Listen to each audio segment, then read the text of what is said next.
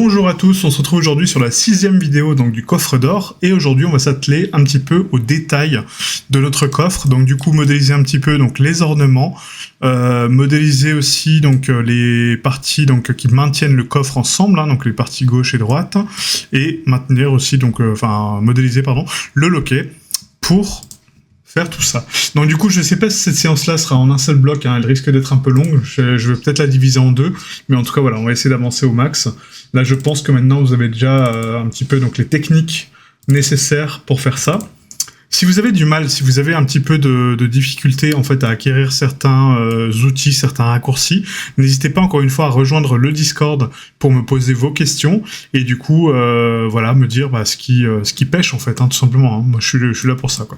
Ok. Donc du coup on va s'atteler donc à la partie qui englobe, vous voyez donc cette plaque en espèce de plaqué or, hein, je sais pas ce que c'est comme matériel, mais on dirait de l'or, enfin plaqué or en tout cas, et du coup on va essayer donc de la rabattre directement ici. Donc pour ce faire, on va se baser sur notre mèche, et on va lui donner à peu près 3 cm d'épaisseur, je pense que c'est pas mal. Donc on va faire un CTRL R, donc une loupe, on n'oublie pas donc de faire un scale X0 pour plaquer sur l'axe X, et ensuite on va la ramettre jusque là. Donc on active donc l'outil de snapping d'Edge et on vient la plaquer contre notre mèche. Ensuite on va faire un GX.03 pour avoir 3 cm et je pense que c'est un peu trop, donc on va mettre 0.02. Voilà, 0.02 c'est pas mal. Donc on fait un slash pour voir qu'on n'a pas détérioré notre mèche, hein. Vous voyez, parce que là on a l'angle à 90, donc d'où l'importance de faire un scale X0 pour maintenir le loop propre. Et ensuite on va venir donc ici sur cette partie gauche, hop, et faire la même chose. Donc là, si on isole la pièce, hein, on voit qu'on a l'angle. Si je ne fais pas de scale X, là quand je déplace, vous voyez, ça déforme mon mesh, d'accord? Donc on va faire un scale Y0, on maintient la loupe, ensuite on vient la snapper contre, et on fait un GY 0.02 en négatif, et là on est bon. Maintenant qu'on a ces deux parties-là, on va pouvoir donc sélectionner cette phase de construction et celle-ci. Donc pour sélectionner deux objets, on appuie sur Shift. Donc je vais réactiver les screencasts, hein. C'est un peu embêtant qu'elles ne restent pas à chaque fois. Voilà. Donc la référence, je vais la mettre de côté. Et du coup, on sélectionne donc les deux mèches, hein, d'accord. Donc celui de gauche et celui de derrière. On appuie sur Tab en même temps. Donc là, on peut passer en mode édition sur deux mèches à la fois.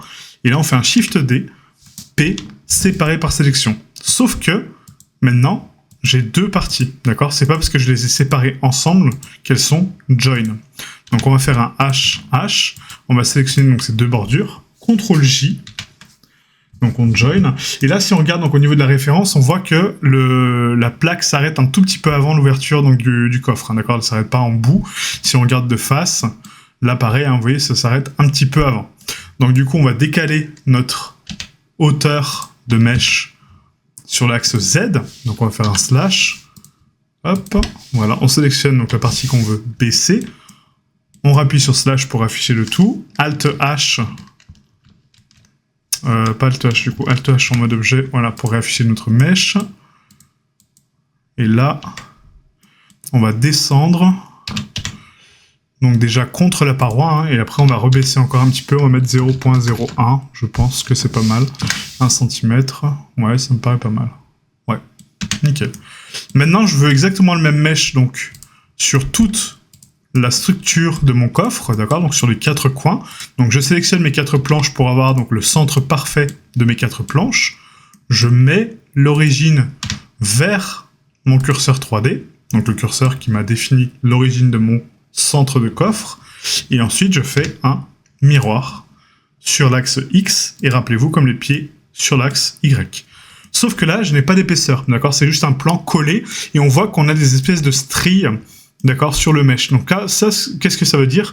Ça veut dire qu'on est parfaitement aligné à l'autre face, d'accord? Donc il n'y a aucun décalage, il n'y a aucune respiration de cette pièce, ok? Donc c'est pas très gênant, hein, on peut coller les pièces, mais par contre il faut lui donner un peu d'épaisseur, parce que sinon on va avoir une double texture, donc une double face qui s'oppose, enfin qui se superpose, et quand on va texturer avec notre bois donc ici, et notre plaqué or, bah du coup ça va faire un espèce de chevauchement de texture et ça va être dégueulasse. Donc on va donner un petit peu d'épaisseur. Donc on va faire un solidify. Donc le solidify, rappelez-vous, permet de donner de l'épaisseur. Sauf que le solidify, il agit en fonction de quelque chose que j'ai pas encore expliqué, hein, donc je vais désactiver le solidify 2 secondes pour vous expliquer ça.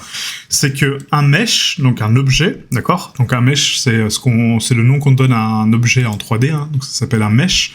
Donc le mesh actuellement qu'on a devant nous, il a une orientation. Les faces, en fait, en 3D, elles ont la face visible, donc la face qui est affichée, qui est devant nous, qui peut être texturée, et une face invisible, donc une face non texturée. Si on veut voir cette face-là, on clique ici sur le petit icône, donc les doubles cercles là, et on va cliquer sur face orientation. Et là, vous voyez, donc les parties grises sont la partie affichée. Anciennement, si vous avez une ancienne version, cette partie-là sera en bleu, d'accord? Donc le bleu et le rouge.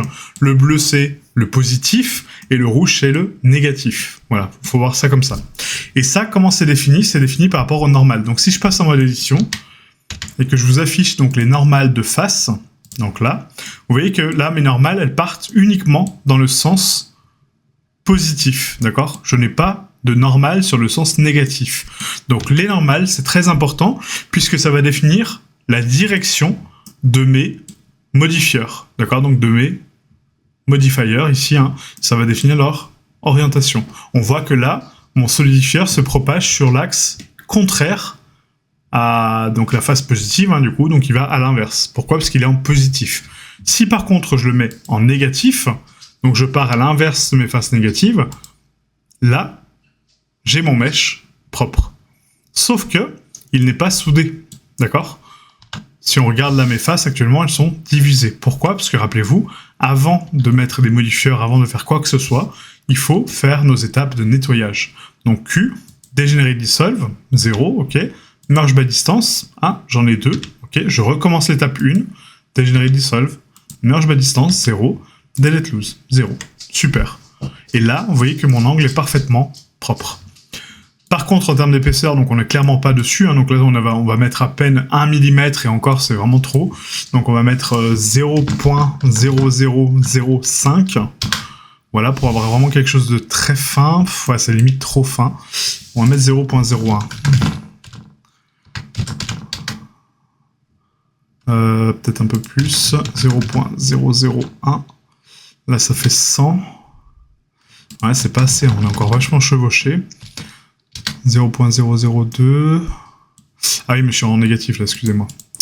My bad, c'est moins 0.001. Voilà, et là je suis pas mal. Alors on va regarder un petit peu. Ouais, je pense que c'est un petit peu trop épais, je pense encore un peu. On va mettre moins 0.005. Voilà, là c'est très très bien. Event thickness, hein, on n'oublie pas, donc là, l'event thickness permet d'avoir donc exactement la même profondeur de taille au niveau des angles. Ça c'est très important, sinon votre mèche est déformée. On va appliquer le solidify, donc on le valide. Et là, le bevel, on tape notre valeur, donc 0.005 à diviser par 8. Donc là, ça fait un bevel vraiment très très fin, mais c'est OK. Et on valide notre miroir avec CTRL A, et là on est bon. On fait un Q, rotation taille, origine vers géométrie, et là on est parfait. Nickel. Donc maintenant qu'on a ces ornements-là, on va faire donc les petites bandes ici. Donc là par contre la bande, en fait j'aimerais bien avoir la plaque qui va me définir donc la zone de mes ornements centraux, parce que du coup les bandes, vous voyez, elles viennent se coller dessus. Donc si je commence à définir les plaques moi-même, ça va être problématique après. Donc pour faire ça, on va se mettre en vue de face, hein, donc du coup voilà, donc devant notre coffre, hein, donc la partie de devant, et on va créer une loupe centrale. Je vais enlever les normales tout de suite, hop, on n'en a plus besoin. Donc on va faire un CTRL B, et du coup on va étirer jusqu'à avoir une valeur à peu près approximative, hein, donc voilà, qui me semble pas mal au niveau de la bande. On va le mettre à peu près là, voilà. Donc là, on a 0,26. Vous voyez en haut, c'est marqué donc l'offset, hein, 0,26. 0,26,8, donc on va mettre 0,27. Voilà, je pense que c'est pas mal. 0,27 en termes de taille. Donc là, je sais que maintenant, ce cadre-là va me définir la zone de mes ornements. Nickel. Ensuite, on va resélectionner la face. Et là, on voit que donc les ornements commencent aussi pareil au niveau des bandes dorées un tout petit peu plus haut. Mais en tout cas, elles commencent vraiment en début de coffre. Et elles vont jusqu'à la fin, par contre, en fin de coffre. Donc, on va essayer donc de créer une loupe contre le mesh. Donc vraiment contre la face. Donc là, il faut activer donc le snapping de face. On va se coller contre la face du coffre. Alors, pourquoi il ne me veut pas? Pourquoi il veut pas? Parce que j'ai l'angle. Donc là, voilà. Oui, en fait, j'ai fait l'erreur que je voulais pas faire. Donc, Scale Z 0. On aplatit la forme. Et ensuite, on vient snapper la ledge contre. On va faire un GZ 0.002. On va regarder. Ouais, non, c'est pas assez. On va faire un GZ. Hop, on va la snapper donc ici. Et là, on va venir descendre un tout petit peu. On va mettre 0.01. Ouais, 0.01, c'est un peu trop. 0.005. Voilà, nickel. 0.005, c'est parfait. Et là, on a donc notre surface de travail. Super. Donc le fait de faire des coupes comme ça vous donne vraiment des repères, hein, d'accord? Donc c'est super important. Ensuite, on a donc une ligne d'ornement donc au centre, et on a l'épaisseur ici, d'accord? Donc elle est divisée en espèce de triangle sur le côté, avec les ornements bien définis. Donc pour faire ça, c'est assez simple. On va sélectionner donc la face centrale, on va faire un inset, d'accord? Et du coup, vous voyez, ça va me créer mon cadre automatique. Sauf que on va taper une valeur fixe. Donc là, j'ai 0.0018. On va mettre, je pense, 0.002, ouais. 0.02, peut-être un peu plus, on va mettre 0.03, voilà, 0.003, là ça me paraît pas mal, ouais, voilà.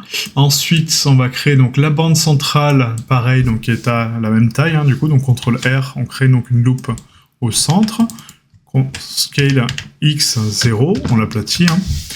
CTRL B, 0.015, voilà, pour avoir donc la même épaisseur. Rappelez-vous, les bevels, donc c'est x2, hein, donc 0.015 x 2, ça donne 0.03, donc exactement la même valeur que j'ai ici.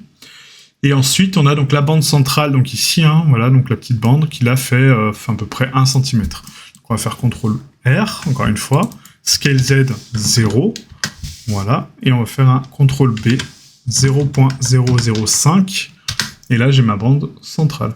C'est limite pas assez, je pense. On va mettre CTRL B 0.01. Non, là c'est un peu too much. On va mettre 0.075. Non. 0.0075. Voilà. Donc ça, comme ça fait 1,50 cm. Voilà. Donc après ça, non, pas besoin. Quoique c'est bien centré. Ouais, c'est bien centré quand même. Hein. Ouais. Donc on va faire une bande de 2 aussi au centre. Donc CTRL R, Scale X 0. CTRL R, Scale X 0. Donc là, je vais vous montrer un problème qu'on a eu en fait ici. C'est que même là, je pense qu'on l'a. Alors attendez, je vais quand même vérifier quelque chose pour vous montrer. Si je fais l'edge length, là on a 0.01 et voilà. Donc là on l'a un petit peu aussi. Celle-là, je suis pas sûr. Ouais, si on l'a aussi. Ouais, donc en fait, on a le problème un peu partout. Donc, le problème qui se pose là, c'est que je vais supprimer ces lignes-là volontairement. Hein, du coup, faites-le aussi. Hein, du coup, supprimer ces lignes-là. C'est pour corriger une erreur, en fait, de centre. C'est que quand je crée ma loupe, ici, d'accord, je sais qu'elle est tordue. Donc, du coup, je suis obligé de faire un Scale X 0. Et là, le problème, c'est que ça me la décale. Là, j'ai 0,249 et là, j'ai 0,253. Donc, soit je la déplace manuellement, donc je fais le calcul moi-même, et du coup, je vais me déplacer à 0,251, et puis là, on est bon. Soit... Pour contrer ça, en fait, pourquoi je n'ai pas le centre parfait? Parce qu'on a des angles, rappelez-vous, à 45, donc ça va déformer mes lignes. Donc avant de faire votre coupe centrale, il faut créer donc des loupes de maintien de centre, donc du coup qu'on va snapper sur les coins, comme ça. Hop, là, Scale X, vous voyez, c'est encore plus déformé qu'avant. GX, hop, voilà. Donc je crée mes boucles de maintien, et ensuite, j'ai mon centre parfait. Vous voyez, là je fais un Scale X, c'est pas un souci, hein. Donc là j'ai bien 251, 251. Je resélectionne ma ligne, et là je peux la dissolve. Là, j'ai mon centre parfait. 251, 251. Nickel. Pareil pour le centre, donc là maintenant je peux faire mon bevel hein, comme je voulais. Donc 0.0015. Voilà. Ensuite, on va faire donc notre ligne de 1,50 m, enfin de 1,50 cm. Donc là, c'est pareil, hein, si je fais un scale Z 0, ça va aplatir mon edge. Mais par contre, là, j'aurai 0,10, 8, et là, j'aurai 0,112. Donc, on prend cette ligne-là, on vient la snapper contre notre paroi. On recrée une loupe, scale Z 0, GZ, on snap, et là, je peux créer ma loupe propre. On resélectionne notre edge complète, et là, on fait un dissolve. CTRL B, 0.0075. Ouais, voilà. Et ensuite, donc, pour nos loupes centrales, donc là c'est la même chose, hein, sauf que là j'ai besoin que d'une seule ligne, parce que j'ai déjà mon maintien sur la gauche, enfin sur la droite, pardon. Donc je crée un maintien à gauche, je crée ma loupe centrale, je crée mon maintien à droite, hop, je crée ma loupe centrale, je supprime mes lignes de maintien, dissolve, et là j'ai mon centre parfait. Donc là, la symétrie, en fait, enfin, je suis très tatillon sur la symétrie. Si vous voulez faire des choses un peu plus aléatoires, c'est ok aussi, hein, ça donne un peu plus de réalisme. Mais là, le symétrisme est quand même pas mal, d'accord. Voilà, il faut pas non plus décaler trop la ligne, parce que du coup, voilà, vous pouvez la décaler de 2-3 mm, mais si vous la décalez de 1 cm, voire 2, ça va se voir, et du coup, ça va faire quelque chose de bizarre. Donc maintenant qu'on a ça, on va faire CTRL B. Et on va donner donc 0.01, voilà, pour marquer nos lignes de construction ici des ornements. Super. Donc là, j'ai toutes les lignes de construction qu'il me faut, sauf les lignes qui sont ici, d'accord? Donc là, je vois que cette partie-là est divisée en 3 parties parfaites, dont le centre, hein, donc le centre qui est ici, et ma bande fait quasiment la même épaisseur que cette bande-là. Donc là, ça veut dire que je l'ai déjà, cette bande-là. Super. Donc il me manque grossièrement celle du haut, qui arrive quasiment à la ligne ici, d'accord, quasiment, hein, mais bon, on peut se baser là-dessus, et ici aussi. Donc pour faire ça, on va faire un CTRL R, scale Z 0. Là, peu importe, hein, parce que du coup, c'est une valeur aléatoire. Donc je vais me coller contre la bordure et je vais remonter de 0.01, donc de 1 cm. Voilà, nickel. Là, pareil, scale Z 0, GZ, hop, GZ 0.01. On fait un négatif, et là on va rajouter donc du coup 1 cm, voire 2. On va mettre 0.02. 0.02. Non, on va mettre 0.015, parce que du coup c'était 15 cm, ouais, c'est ça. Enfin, c'était 1 cm 5. Et là pareil, donc on snap, GZ 0.015, et on est pas mal. Ok. Ensuite, on a donc des bandes à l'arrière, à l'avant et sur les côtés. Ok. Donc, pour faire ça, on va récupérer donc toutes les planches. Et au lieu de copier en fait un petit peu ce qu'on va faire, c'est que là les bandes, je vais les créer donc depuis cette surface-là avec l'aide de cette face-là, hein, du coup. Et après, on va les dupliquer comme on a fait pour les bandes supplémentaires. Donc, on va faire un CTRL R. Scale Z 0, on n'oublie pas, hein. GZ, on vient snapper sur cette bande-là. CTRL R, Scale Z 0. Donc là, je vais en créer une en bas, comme ça, j'aurai pas à faire un Scale Z à chaque fois, hein. Rappelez-vous, les boucles de maintien. On vient snapper ici, là, là, et là. On voit que sur les côtés, du coup, c'est un petit peu moins profond, j'ai l'impression. Est-ce que ça dépasse moins que le devant? Ouais, quand même, hein. Ouais. Quand même. Fois, quoique. J'ai l'impression que c'est pas forcément identique, mais on n'est pas loin. 5, ouais, un petit peu moins, quoi. Donc là, on va mettre donc CTRL R, Scale Y 0. On va venir se snapper contre la paroi, donc ici. Et là, on va décaler de 0.07. C'est beaucoup trop, on va mettre 0.05. 0.05, je pense que c'est pas mal, en sachant que là on a combien? On a déjà 0.05, ouais, donc là on va faire moins. On va mettre GY, pardon, on va mettre 0.04. Voilà. Okay. Perfect. Donc là, ce côté-là, j'en ai pas besoin parce que du coup, ce serait une duplication. Maintenant, il faut donc prendre les deux faces ensemble, hein, comme on vient de faire. On rappuie sur Tab, on sélectionne les bandelettes qu'on veut créer. Donc là, je sais que je veux uniquement les bandelettes sur le mesh. Donc ça, oups, ça. Voilà. On va faire un Shift D, P séparé par sélection. Et là, pareil. Donc du coup, je vais faire un HH. Cette partie-là et cette partie-là sont des parties individuelles. Donc on va faire un CTRL J, Q, rotation taille, origine vers géométrie. On fait nos étapes de nettoyage. Donc degenerate, merge, delete. Et ensuite, on va venir snapper. Donc là, il y a un petit truc qui se pose. Ça, je vous montrerai après aussi. Ça, on verra sur une autre vidéo. Ça sera le nettoyage. Donc là, le but, c'est de se poser contre la face qu'on a créée au départ. Donc GY, on va venir donc décoller le mesh. GY, on revient le coller. GX, on le décolle. GX, on le recolle. Voilà, pour avoir quelque chose de parfaitement propre. Et là, on va lui donner donc une épaisseur. Donc on peut récupérer le même principe que ce Solidify qu'on a fait pour les autres. Donc on va faire un Solidify en négatif, donc moins 0.00. Les bandelettes sont un peu plus épaisses quand même, ouais. Donc 0.001. Voilà. Event thickness. Le bevel, bien sûr, va être après le Solidify, toujours. Donc d'abord on donne de l'épaisseur, ensuite on l'adoucit. Donc on va taper 0.001 à diviser par 8. Et là, on a nos petites bandes. On applique le Solidify. Q, rotation taille, origine vers géométrie.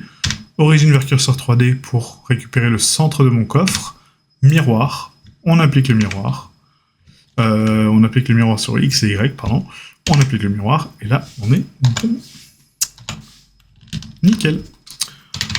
Voilà. Donc là, on a créé l'emplacement pour nos ornements. Les petites bandelettes de côté, super, et il va nous manquer ensuite les ornements. Donc là, ça serait une vidéo à part, donc je vais couper ici la vidéo, comme ça on pourra enchaîner sur les ornements, ça sera vraiment une partie plus longue, et après on pourra enchaîner sur le loquet, et il restera l'animation à faire. Voilà. Donc merci à vous, du coup, de m'avoir accompagné pour cette séance, et je vous dis à la prochaine pour les ornements. Ciao, ciao.